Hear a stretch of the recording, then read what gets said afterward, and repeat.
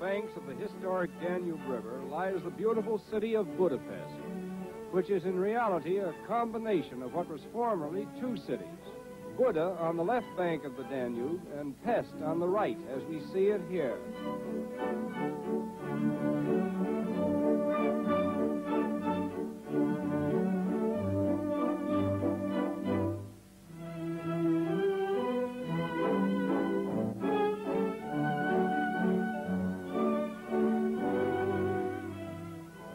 During the past 50 years, the population of Budapest has increased from 300,000 to over 1 million inhabitants.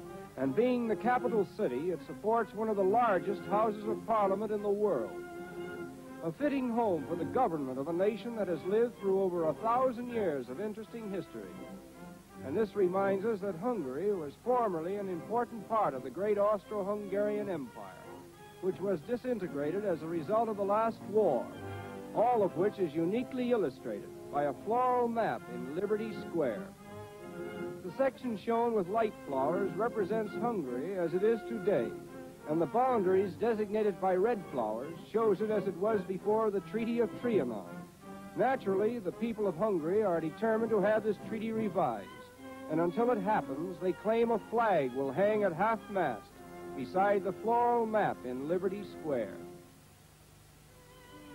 One of the most colorful buildings in Budapest is the so-called storehouse of the Hungarian Archives. It contains many priceless manuscripts and state documents, as well as precious examples of Hungarian art and craftsmanship.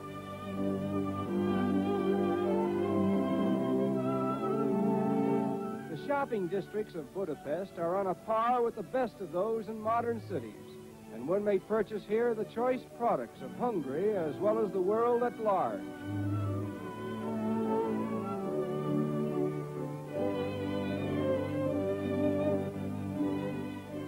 Budapest is one of the few large cities in the world that has not yet suffered from the extreme inconveniences of traffic congestion, and this may account somewhat for the broad and dramatic gestures of the traffic policemen.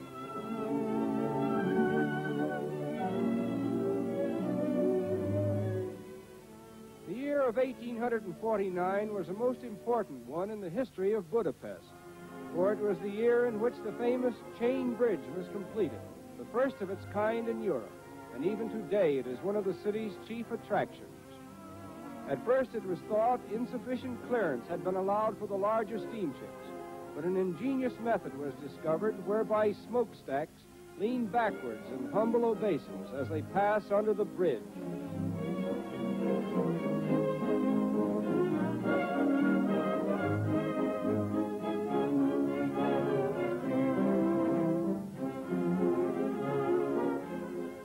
Impressively situated upon a hill in the Buddhist section of the city stands the Royal Palace, built in the latter part of the 18th century during the reign of Queen Maria Theresa.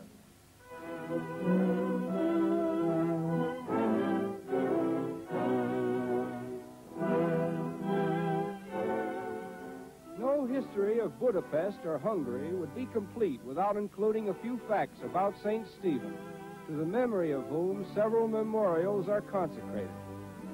About 1,000 years ago, St. Stephen, who is reported to be the real founder of the Hungarian nation, was crowned by the Pope as the first Christian king of Hungary, and by this act, a country formerly under Eastern influence was brought into the fold of Western civilization.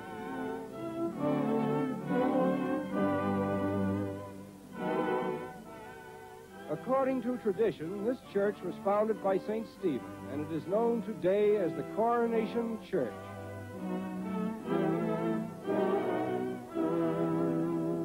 On an artificial island stands the Museum of Agriculture, considered to be one of the best constructed buildings in Europe. Budapest is noted for its colorful outdoor restaurants, where the spirit of gaiety and hospitality mingles with the spirit of music.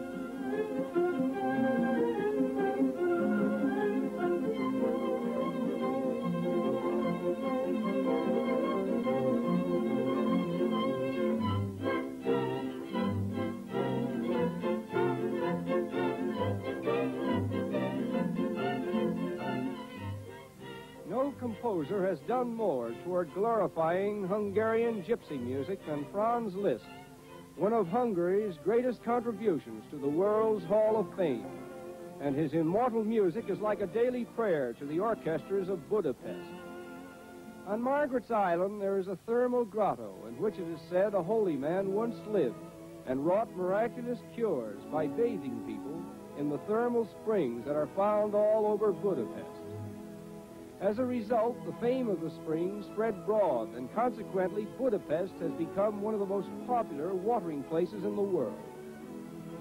This is one of the largest outdoor swimming pools on Margaret's Island, and although it is kept intact by artificial walls, its water supply comes from natural springs under the floor of the pool. It is estimated that 5 million gallons of water flow from Budapest's numerous and variegated springs every day.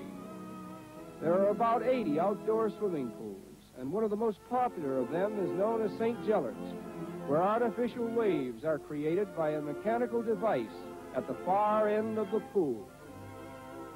And now, let there be waves.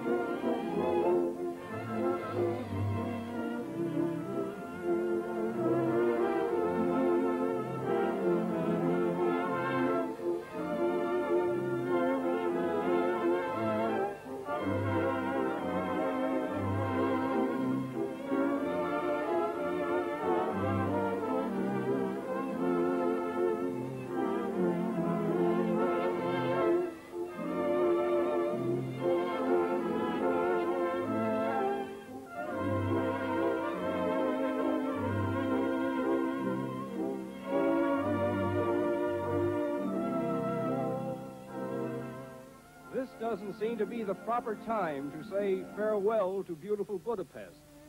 But that's just one of the hardships of world traveling for those who must always give way to the limitations of time.